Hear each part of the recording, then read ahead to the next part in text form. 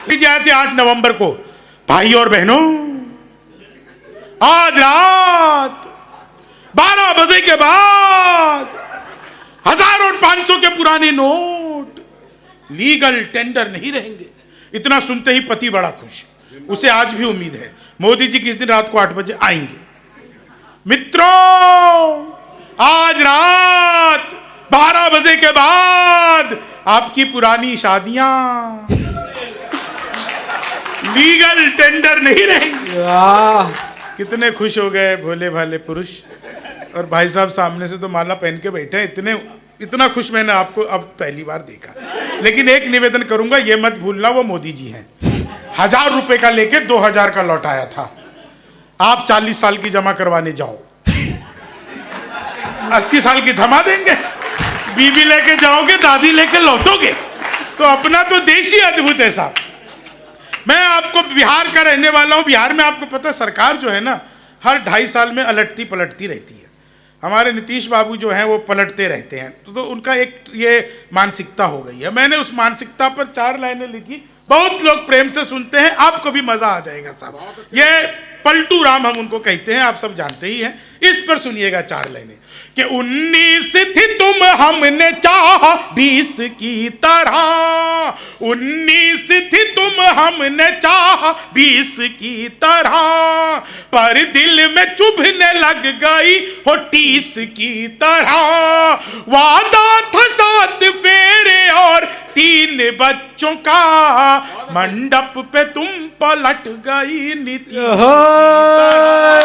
मंडप पे तुम पलट गई, चीनी को जमा करके फिर से गन्ना बना दूं। मैं तो अद्भुती कवि हूं। पहला शेर सुनो। मैं तो अद्भुती कवि हूं। क्लास में अध्यापक है, बोले कौन बेवकूफ है खड़ा हो जाए, तो मैं ही खड़ा हो गया। बोले तुम बेवकूफ हो। मैंने कहा नहीं सर, आप अकेले खड़े अच्छे नहीं लगते।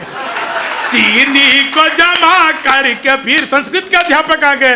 बोले तमसो माँ ज्योतिर्गमय, इसका हिंदी में अनुवाद करो। मैंने किया। माँ तू सो जा, मैं ज्योति के पास जा रहा हूं।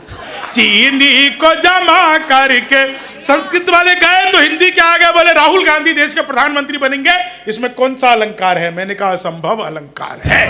चीनी को मोदी जी गए थे, नासा वैज्ञानिकों ने 2 मिसाइलें पकड़ा दी। मोदी जी ने पूछा इन मिसाइलों का मैं क्या करूंगा। वैज्ञानिक बोले सर आपको तो आदत है, फेंक देना। चीनी को जमा करके हिंदी वाले फिर आ गए। बोले आमंत्रण और निमंत्रण में फर्क बताओ। मैंने कहा जो निमंत्रण नीम के पेड़ के नीचे से दिया जाता है उसे निमंत्रण कहते हैं, जो आम के पेड़ के नीचे से दिया जाता है उसे आमंत्रण कहते हैं। चीनी को जमा हिंदी वाले गए ही नहीं। बोले लड़की में बड़ी की मात्रा आएगी कि छोटी की। मैंने कहा पहले लड़की दिखाओ। लड़की बड़ी हुई तो बड़ी की, छोटी हुई तो भी बड़ी की। अपन को तो लड़की। फिर पूछ लिया, बोले माल्यार्पण किसे कहते हैं। मैंने कहा जब सरकार हमारी सारी संपत्ति इकट्ठा करके माल्या को अर्पित कर दे तो उसे माल्यार्पण कहते हैं। चीनी को जमा करके फिर से गणित वाले आ गए। बोले मैंने तुम्हारे पिताजी को 2000 रुपए 6% ब्याज पर 10 दिन के लिए दे, तो 10 दिन बाद कितना लौटाएंगे। मैंने कहा वो नहीं लौटाएंगे। बोले क्यों, तुम्हारे पिताजी गणित नहीं जानते। मैंने कहा जी आप मेरे पिताजी को नहीं जानते, आज तक एक का नहीं लौटाया। चीनी को गणित वाले ने फिर पूछ लिया। बोले दशमलव किसे कहते हैं। मैंने कहा जब लगातार 10वीं बार लब हो जाए तो उसे दशमलव कहते हैं। चीनी को जमा गणित वाले ने फिर पूछ लिया। बोले x की वैल्यू बताओ।